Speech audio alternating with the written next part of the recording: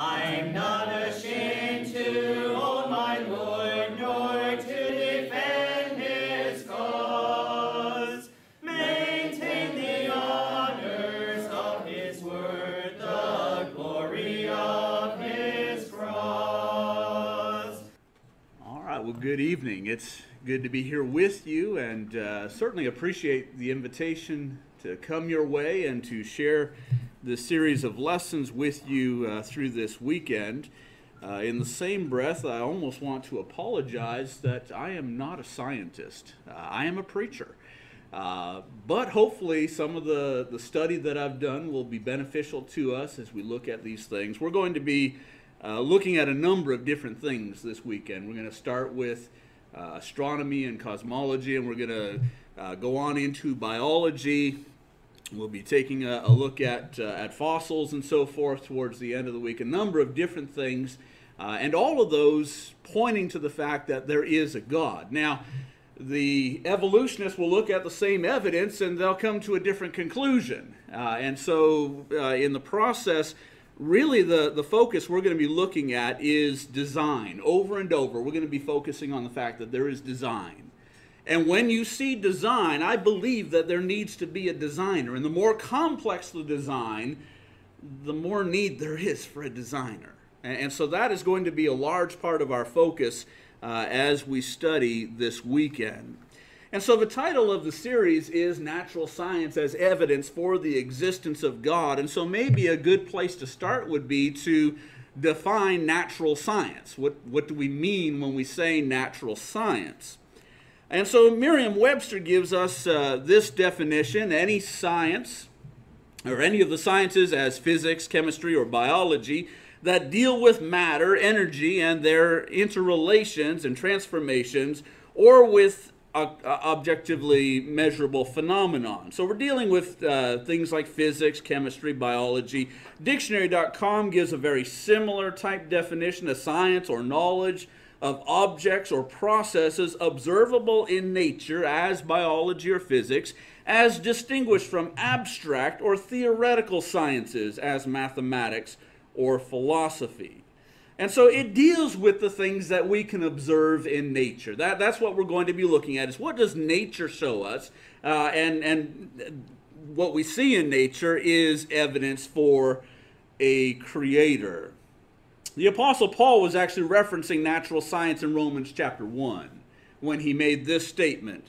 He said, "What may be known of God is manifest in them, for God has shown it to them. For since the creation of the world, his invisible attributes are clearly seen, being understood by the things that are made, even his eternal power and Godhead, so that they are without excuse." Nature tells us there has to be a creator. That's simply what Paul's saying. Now, it's not going to tell us how to serve God. It's not going to tell us about morality. But it clearly reveals the existence of someone who had to create all of this, someone who brought it into being. And so the Apostle Paul, of course, was referring to natural science, even there in Romans chapter 1. Now, the theory of evolution is widely accepted today, perhaps more today than in any previous generation. It is accepted as a fact, not as a theory, even though we still refer to it as the theory of evolution. Folks talk about it as though it were a fact, and in fact, it's preached in science classrooms, whether they be in the local public schools or at the elite university level. And why do I say that it's preached in the classrooms? Well, that's it. That is what's happening. Back in 1960, Julian Huxley, in his work, Evolution After Darwin, he wrote this. He said, "It is essential for evolution to become a central core of any educational system." We need to put it into the education system and preach it in the education system is the idea. In 1977, an article that appeared in the School Science Review, written by G.W. Harper, he acknowledged that the evolutionary theory is being preached to students. He says, for some time now, it has seemed to me that our current methods of teaching Darwinism are suspiciously similar to indoctrination. Translation, we're preaching Darwinism. We're preaching evolution in science classrooms. In 1983, economic and social theorist Jeremy Rifkin, he spoke about how heavily protected evolution is inside of the education system. He said evolutionary theory has been enshrined as the centerpiece of our educational system. Isn't that what Huxley said needs to happen? And Rifkin says that's what has happened. It's been enshrined as the centerpiece of our educational system, and elaborate walls have been erected around it to protect it from unnecessary abuse. That is, let's not challenge it. Let's not actually look at it objectively. Let's not look at alternative possibilities. Indoctrination. That is what was desired, and that is what unfortunately has taken place. I know it was that way in the late 80s and 90s. That's when I was in high school and graduating from high school. And I can only imagine it's got worse since then, not better. And so, we've got a problem, and that is that our young people are hearing about evolution, and unless they have parents or grandparents or uncles or aunts or so forth that are teaching them about God and about creation, they're getting one side of the story, and they're getting the wrong side of the story. And so we need to focus on what the creation says, what natural science says, and how it reveals the existence of God. In our lessons this week, we're going to have 6 lessons, Lord willing. Tonight we're talking about the earth, and so the earth's place in the universe and some unique attributes about the earth. Lord willing, tomorrow night we will be looking at animals that simply could not have evolved. There are some animals that have some features that either they had or they didn't have, and if they didn't have it, they wouldn't exist. And so there are some animals out there that certainly could not have fit into the evolutionary theory at all. On Saturday, we'll have 2 lessons, both of them dealing with the human body. The first lesson, we're going to be looking at the 12 different systems that are inside of our body. The second lesson, we're going to focus primarily on the eye and on the ear and the complexity involved in those, and how, again, they all needed to be there or else neither one would work. On Sunday, first lesson on Sunday will be DNA and mutation, and then we'll close out our series looking at fossils and fairy tales. Lots of fossils out there. There's a lot of fairy tales about some fossils that aren't out there. And so we'll be talking about that, Lord willing, Sunday morning. So for this evening, this unique planet that we live on, the planet Earth. There is no planet in our galaxy, dare we say in our universe, that is anything like Earth. It is unique. First of all, 70% of our planet is covered with water. Scientists believe that there may have been water elsewhere somewhere, but there's no definitive proof that that's the case. Based on some recent images of Mars, it's been suggested that once there were rivers on the surface of Mars, but what we're seeing is a dry and dusty red planet, despite what they are referring to as evidence of water having been there. Now, why is water so important? It's fundamental of life. If there is no water, there is no life. It's just that simple. Every living organism has or uses water in some way, whether it be as a solvent or as a temperature buffer or for metabolism or for a living environment. Everything and everyone needs water. And Earth is the only planet that's known to have water in the entire universe. And so that makes us rather unique. That makes us the only place in the universe that we are aware of that can actually sustain life, that actually has life or ever has had life. And so we're certainly unique in that respect. Not only that, but our planet is the perfect size. Perfect size, perfect location, perfect tilt and rotation. There are a few concerns. If our planet were just a little bit larger than what it is, if Earth were double its current size, that would increase the Earth's mass by 8 times. That means that gravity would be 2 times as strong as it is now, which means that we would weigh twice as much as we do right now. That's problematic. Not just for you and I. Of course, we would be much shorter and stouter than what we are, and our skeleton would be very much compressed. But vegetation, not only would it not be able to stand, but it likely wouldn't be able to grow, period. If we could survive with such a gravitational force, again, we'd be shorter, stockier, and have trouble moving about. But that's not the only problem. If our planet's surface were larger, then it's believed that our atmosphere then would also, well, our atmosphere would be larger, but then it would be prone to trap toxic gases in it, which would then make Earth uninhabitable. Jupiter, for instance, has a radius of about 10 times that of Earth, and its atmosphere has trapped toxic levels of hydrogen. You cannot live, nobody could live, ever could live on Jupiter. Its gravitational pull is about 2.5 times that of Earth, and just simply cannot sustain life.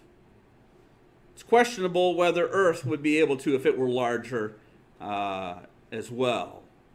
But what if Earth were smaller than it is? Mercury, which is much closer to the sun than us, and that would be problematic. We're the right distance from the sun. We'll talk about that in just a bit. But Mercury is quite a bit smaller than we are. Well, what if Earth was a little bit smaller? The problem with a smaller planet is that it's actually not able to sustain an atmosphere that would be sufficient to support life. Mercury is about 1/3 the radius of Earth. In Britannica.com's profile of Mercury, we're told that a planet as small and as hot as Mercury has no possibility of retaining a significant atmosphere if it ever had one. Mercury's surface pressure is less than 1/trillionth of that of Earth. And so it's unsustainable. You can't stay on the planet, and there's no atmosphere within the planet. And so Earth's size and corresponding gravity holds this thick atmosphere of nitrogen and oxygen extending about 80 kilometers or so from the surface. And it's the only planet known to be equipped with the atmosphere, with the right mixture of gases to sustain life. Again, it's unique. God made it that way so that we could be here. But not only is the size of the Earth exactly what it needs to be, but our location in the solar system is also perfect. Jupiter. Jupiter is believed to be 778.5 million kilometers from the sun. Since it is a gas giant, it actually has no solid surface, so you couldn't step on Jupiter. There's nowhere to step. And so Jupiter doesn't have a surface temperature either. But the temperatures that Jupiter does have, in the top of Jupiter's clouds, it's approximately minus 145 degrees Celsius. Brr. Too cold. Go in towards the core of Jupiter, and the temperature gets a bit warmer, in fact exponentially warmer, to a balmy 35,700 degrees Celsius. That won't work either. It's too far away for us to live there in the outer regions. Of course, the core is no good either. Mercury. Mercury is the closest planet to our sun. It's just under 58 million kilometers away from the sun. But again, we said it virtually has no atmosphere, and because of that, and also because of a very slow rotation, the planet doesn't turn very fast, it's very slow, it has extreme temperatures. On the side that faces the sun, the surface temperature is a scorching 465 degrees Celsius. That's impossible. We'd not be able to live in that. But if you're on the dark side of the planet, then we're talking about a drop to minus 184 degrees Celsius. There's just no comfortable spot here. Night is too cold, day is too hot. Earth is the perfect distance from the sun. We range anywhere from 147 to 152 million kilometers from the sun. And so on some of those blistery cold winter days, we might think it's too cold. But it's actually comfortable compared to anywhere else in the universe. On some of those hot days, we might think, oh, it's too warm on this sizzling hot day. But again, it's within the range that we can live in. In fact, the average temperature over our planet, taking into account even the hot Iranian deserts and the frigid Antarctic tundra, the average temperature is 14 degrees Celsius. Just about anywhere on our planet people can live. And so we are the perfect distance from the sun in order to bring about that kind of temperature, along with, of course, having the atmosphere that we have. So our planet is the perfect size. It is the perfect distance from the sun. It also has a perfect tilt and rotation so that life can exist. Do you remember back in your school days, and maybe the teacher had one of these up on the desk at the front, or maybe it was sitting in the window at the side of the classroom, a globe. I remember several of the teachers in our classrooms having them. And the angle that the Earth is sitting on there is not a manufacturer's error. It's not that they they built it wrong when they shipped those out. The axis of Earth is tilted at 23.5 degrees. And so why is that important? Well, the tilt of the Earth combined with our orbit around the sun is the reason why we have 4 seasons. And as great as it is to have 4 seasons, and as enjoyable as all those seasons are, there's some more important things involved in that. What would happen if Earth did not have this 23.5 degree tilt? The majority of the planet would be uninhabitable. That's what would happen. We could only live in the mid-latitude regions. You see, the north and the south would be too cold all the time for us ever to want to step foot there. But then at the equator, if we didn't have this 23.5 degree tilt, the equator would always be too hot for us to step foot there. We would always have to be in those mid-latitude regions. 23.5 degrees. What if it was more than 23.5 degrees? If it was more, then North America would have prolonged darkness with extreme cold in the winter. And then in the summer, it would be prolonged daylight with extreme heat. 23.5 degrees is important.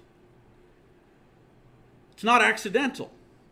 God knew it needed to be that way. God created it that way. Well, let's talk about the rotation of the Earth. We mentioned the very slow rotation of Mercury a few minutes ago. The time it takes a planet to do one complete rotation on its axis is a day. A day on Mercury is 1,407.5 hours. That's 58.6 Earth days for one day on Mercury. That's one of the reasons why Mercury has such extreme temperatures. Because it's moving so slow, the side that's facing the sun is facing the sun for so long that it gets so scorchingly hot that nothing could ever live there. But then again, because it's moving so slow, the side that is not facing the sun, the dark side of Mercury, is sitting in darkness for so long that it gets so cold that nothing could ever live there. A day on Earth is 23.934 hours. We rounded off to 24 because it'd be hard to deal with 23.934. But we have this thing called leap year that comes every now and then to help make up the time difference. So we've got a much quicker rotation. And because we have that quicker rotation, that moderates the temperature on our planet. We don't end up with those extremes. Again, that hot summer day, we think that's extreme. That's not extreme. That's weather. That cold winter day, we think that's not extreme. That's just the weather of this planet. But those are moderate temperature differences. If Earth were to rotate slower, our days and our nights would be longer. And depending on how much slower, it is possible that the dark side of our planet would drop below habitable ranges for temperature. And that the sunny side would rise above habitable conditions. If our rotation were faster, then days and nights would be a lot shorter. The margin for the temperature extremes would be reduced, and so we wouldn't get the very, very cold and the very, very hot. But we'd have less time each day in the sun for the surface to warm up before going off into the dark side. And so it's quite likely that the average temperature of our planet would actually drop on the whole and not be able to sustain life. If our rotation were faster, there are a bunch of bad side effects that go with that. Though the gravity would be unaffected, the additional centrifugal force experienced, again, depending on the speed, would result in weightlessness. Now, that might be neat to experience, but it makes a lot of things very difficult to do if you have weightlessness about you. That's one of the smaller bad side effects.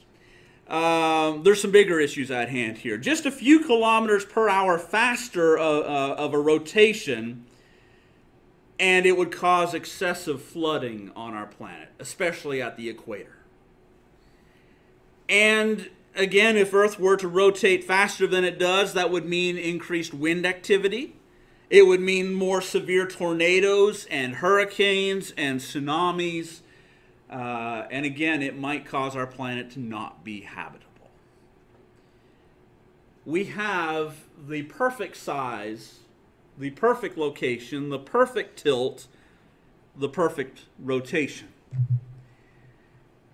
That just doesn't sound like something that's going to happen accidentally.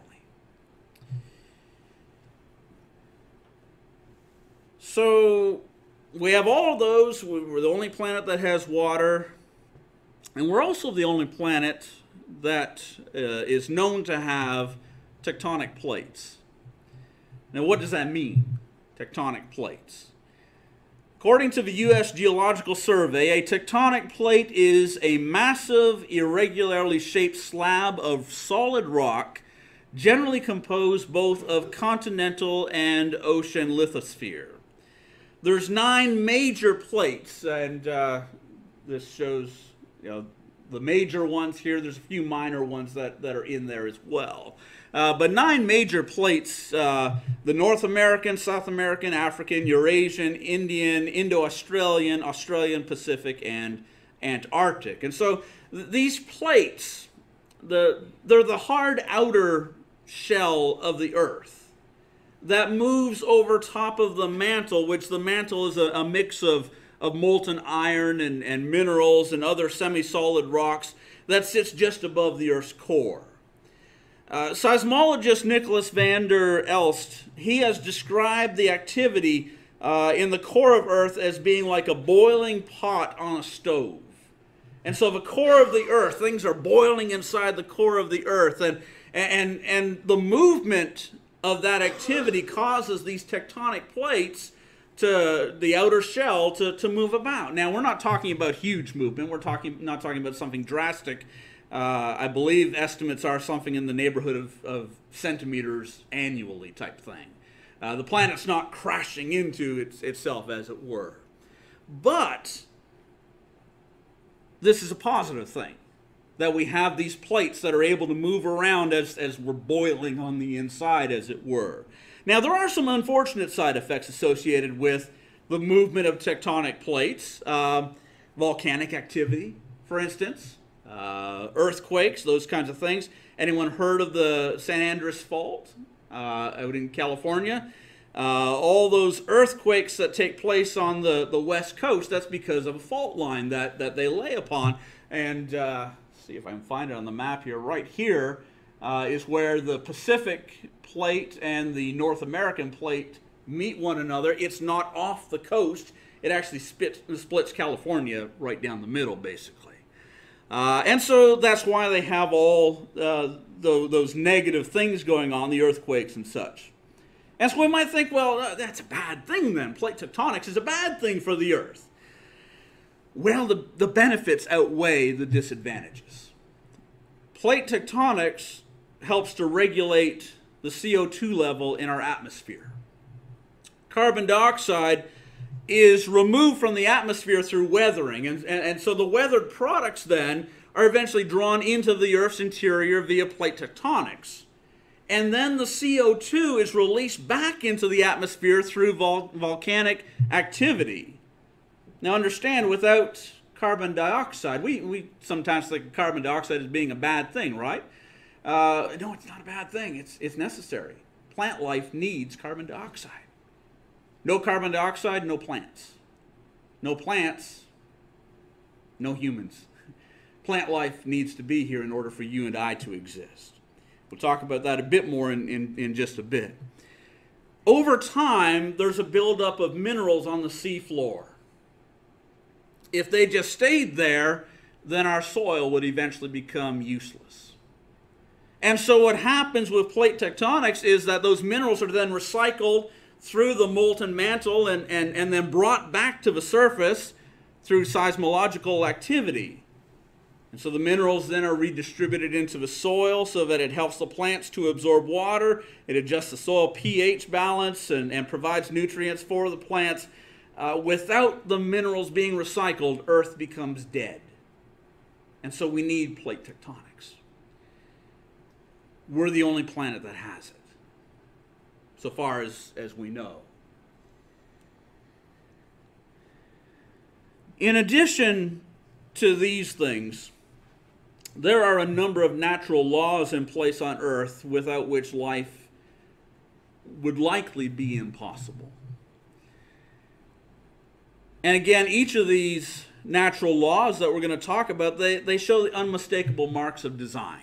They show that we have a designer who carefully planned this out so that our planet would be able to sustain life. Gravity is among the first of those. We've all tested gravity at one point or another, right? Jumped out of a tree and ow, I ended up breaking a leg, breaking an arm, or whatever it was. We know that it works. Gravity is the force that stabilizes the orbit of planets in our solar system. It's not just about jumping out of trees.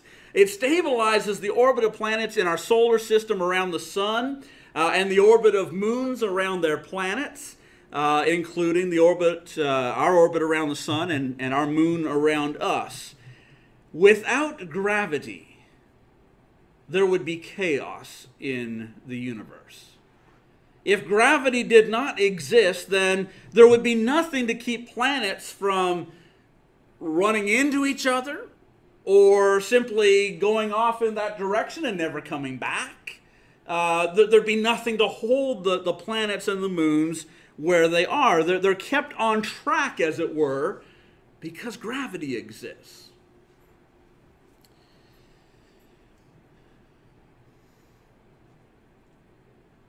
Gravity is the reason why the rain falls from the sky instead of floating off into the cosmos. How unfortunate that would be if we have our water going up into the sky instead of coming back down to our planet. We'd eventually run out of that water we have. Gravity is always attractive, unlike magnetism. Magnetism can either repel or attract. That's not so with gravity. Gravity is always attractive. It acts like a tether. It keeps things where they need to be. And so in a very real sense, gravity is the glue that holds the universe together. Now ask the evolutionary scientists to explain gravity. And what they will be able to do is they will be able to tell you what it does and tell you how it works. But if they're honest, they're unable to explain what it is. What causes it? Where does it come from? Why does it do what it does? The evolutionary scientist has no answer for those questions. Richard Panik, who's the author of a recently released book, the book was titled The Trouble with Gravity. He wrote this. He said, nobody knows what gravity is, and almost nobody knows that nobody knows what gravity is. In the scientific community, again, you ask the evolutionary scientists to explain gravity to you. They know what it does. They can't explain anything beyond that. Why does it exist? Where does it come from? What causes it to do what it does? And they don't know.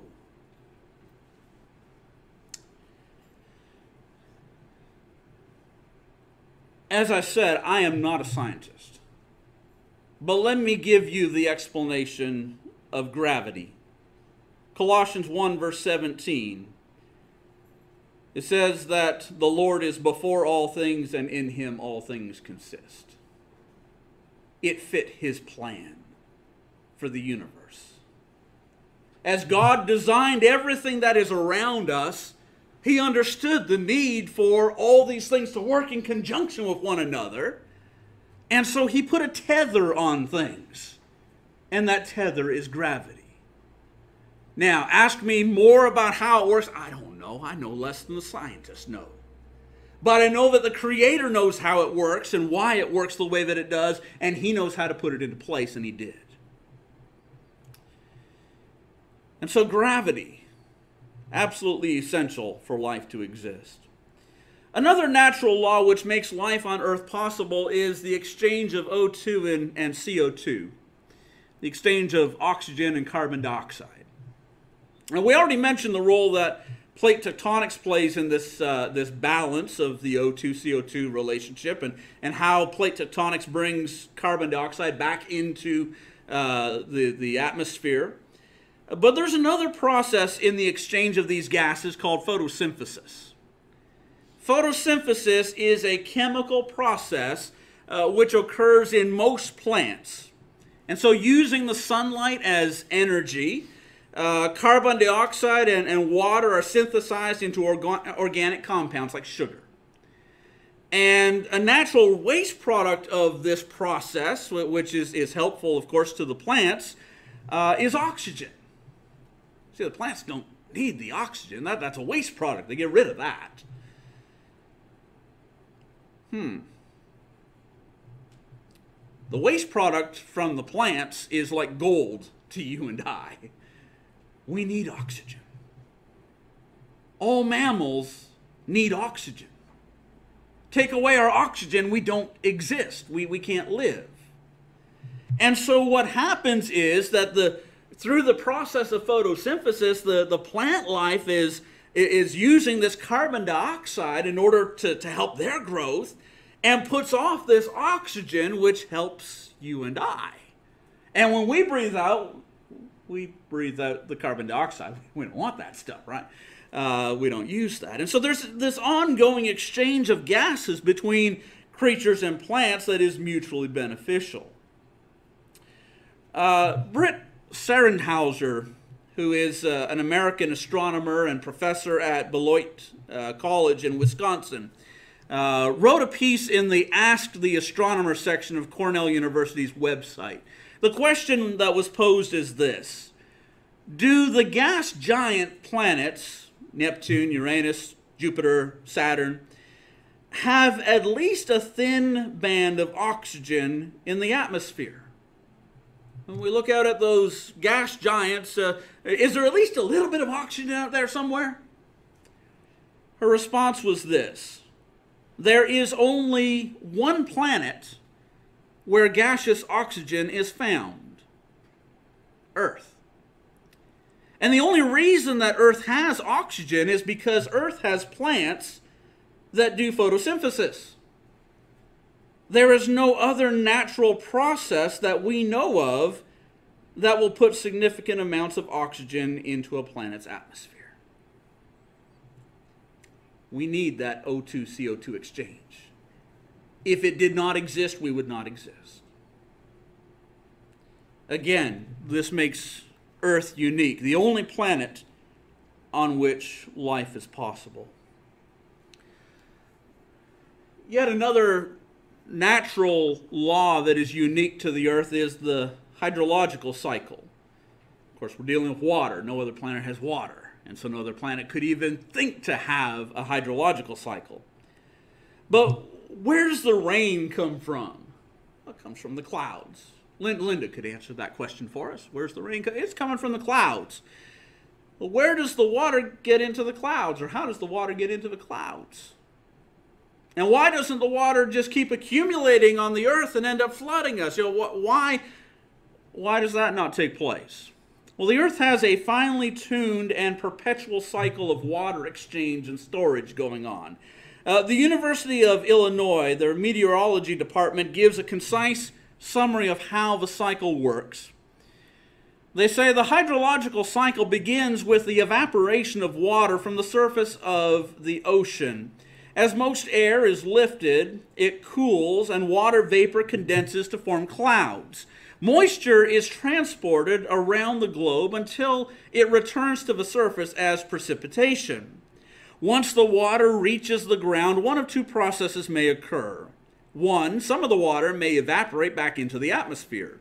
Or two, the water may penetrate the surface and become groundwater.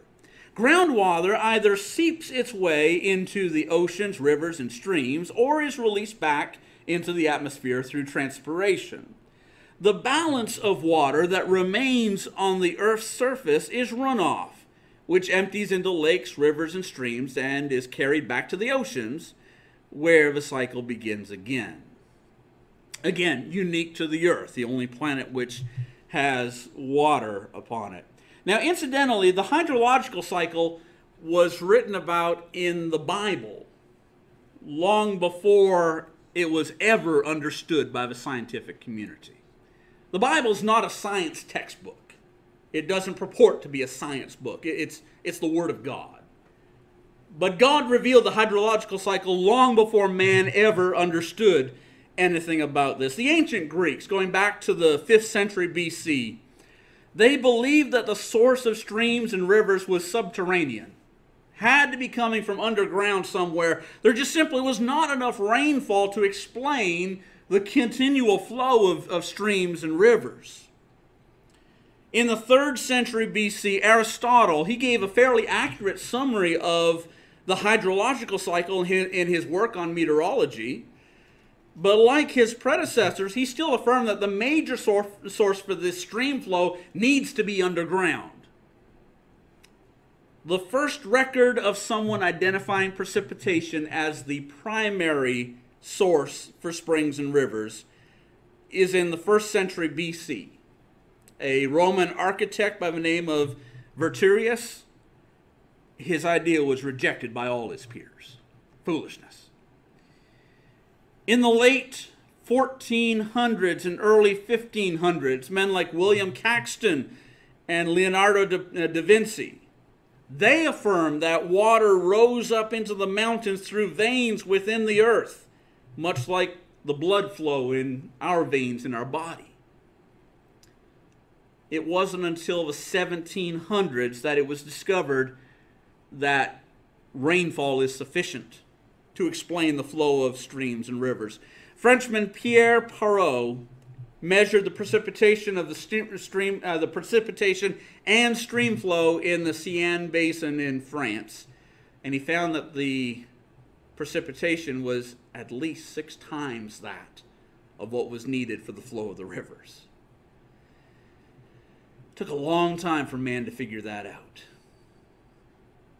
In contrast, the Bible, again, not a science textbook at all, but the Bible refers to the hydrological cycle as far back as the time of Job. Job 36, verse 27 and 28, he draws up drops of water, which distills as rain from the mist, which the clouds drop down and pour abundantly on man. He draws up the drops of water, and then it falls back down again. Ecclesiastes 1 and verse 7, written by Solomon, all the rivers run into the sea, yet the sea is not full. To the place from which the rivers come, there they return again. Again, a simplistic description of it, but that's the hydrological cycle.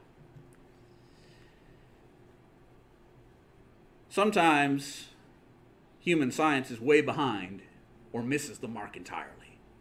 And I think that is certainly the case in a lot of things with regard to the creation. Finally, let's consider one more wonderful inherent characteristic of the earth, and that is ecosystem recovery, the ability of ecosystems to restore themselves. How long does it take for a devastated ecosystem to recover? May 18th, 1980. Anyone know what happened May 18th, 1980? Mount St. Helens, right? Mount St. Helens out in Washington State erupted, and it destroyed over 500 square kilometers of terrain. Just completely destroyed it.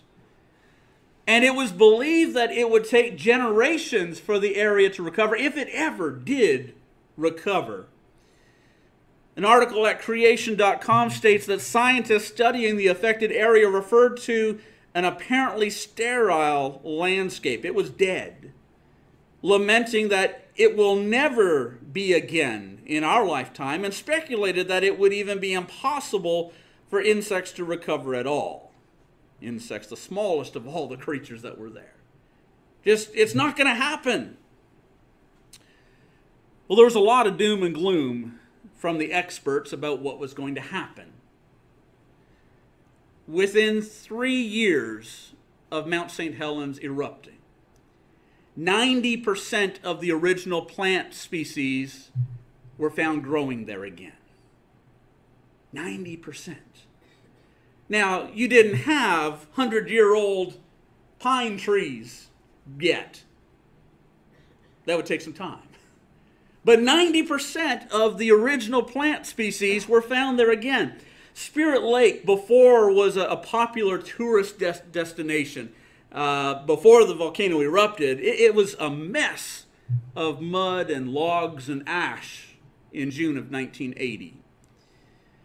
5 years later, Spirit Lake was filled with marine life again. It was a much shallower lake than what it had been before, and it also sprawled out a lot more than it had before, but it recovered. When disasters occur, whether it be forest fires, oil spills, or whatever it is, we typically hear about how fragile the earth is and how fragile these ecosystems are. Environmentalists are always up in arms about how fragile everything is, and how mankind, how you and I are responsible for such exceptional and irreparable destruction. Shame on us. Now, I'm not advocating for us to go out and destroy the earth. That's not it at all. But understand that when God constructed the earth, He actually put in place the ability for ecosystems to recover. A study by the Yale University School of Forestry and Environmental Science reveals that ecosystems are extremely resilient. The study looked at peer-reviewed studies of somewhere in the neighborhood of 240 devastated ecosystems scattered over the globe, spanning about a 100-year period. And it indicates that most damaged ecosystems are able to recover within a single lifetime or less. Of their findings, the researchers stated this: our evidence does not support gloomy predictions, but rather show that there may be much hope to restore even heavily degraded ecosystems. Even more surprising, recovery can be much faster than the centuries and millennium speculated previously. When they say much faster, let me tell you how much faster. Freshwater ecosystems typically are able to recover from devastation within 10 years. Ocean ecosystems typically will recover from devastation. It might take up to 10 years, but often it's less than that.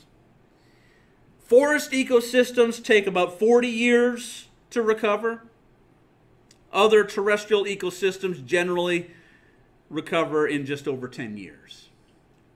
Why?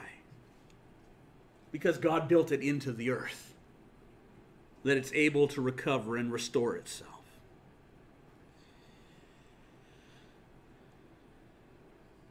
It's baffling to me to think that our universe, our solar system, and the earth, with all the complexities and detail that we see, can somehow be the product of dumb luck.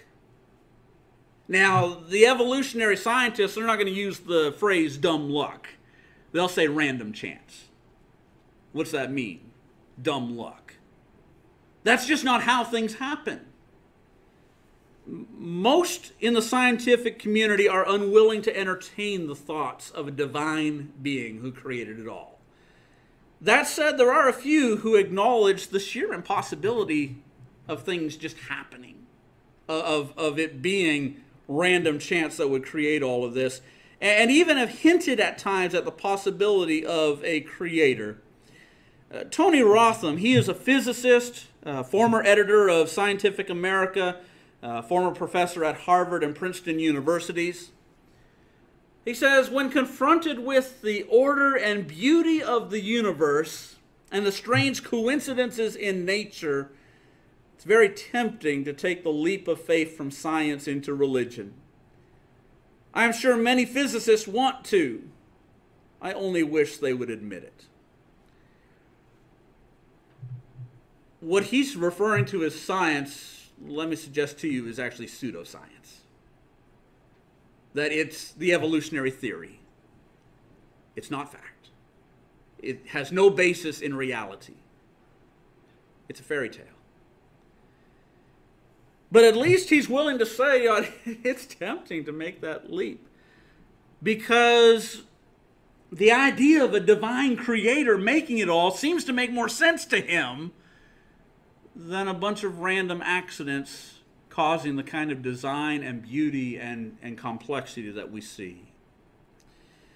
Arno Penzias, he's a physicist and astronomer. He was awarded the Nobel Prize in 1978.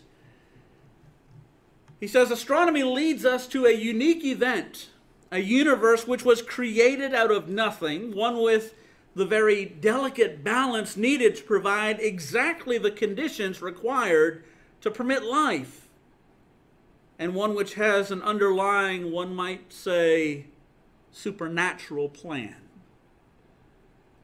That had to be hard for a man in the scientific community to admit. But he's right. There's a supernatural plan. There's a God who created it all.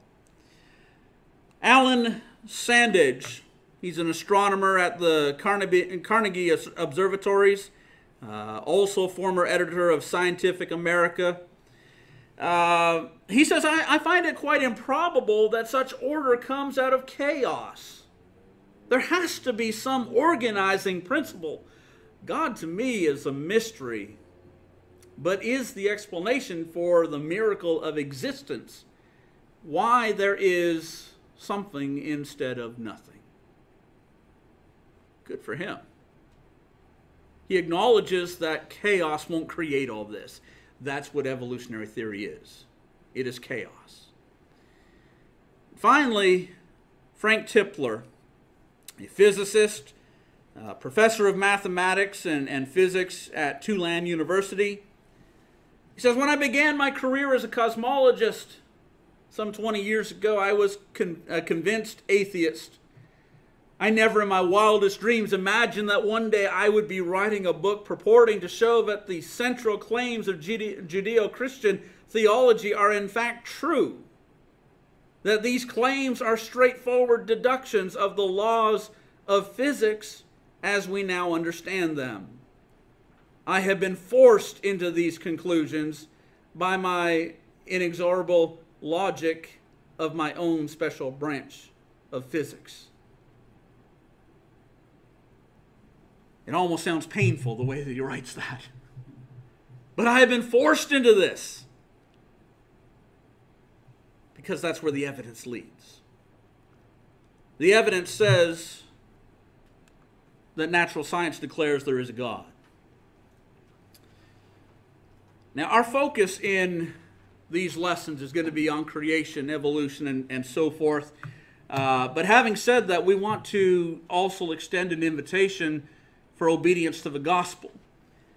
You may be with us and might believe that there is a God and that He is our Creator and that we are responsible to Him, but maybe have not done the things that you need to do in order to be responsible before Him, in order to be obedient to Him. So if you're in that position, may I say to you, tonight is the night to obey God.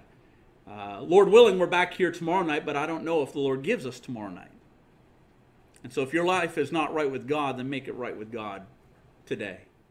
I'm not ashamed to own my Lord, nor to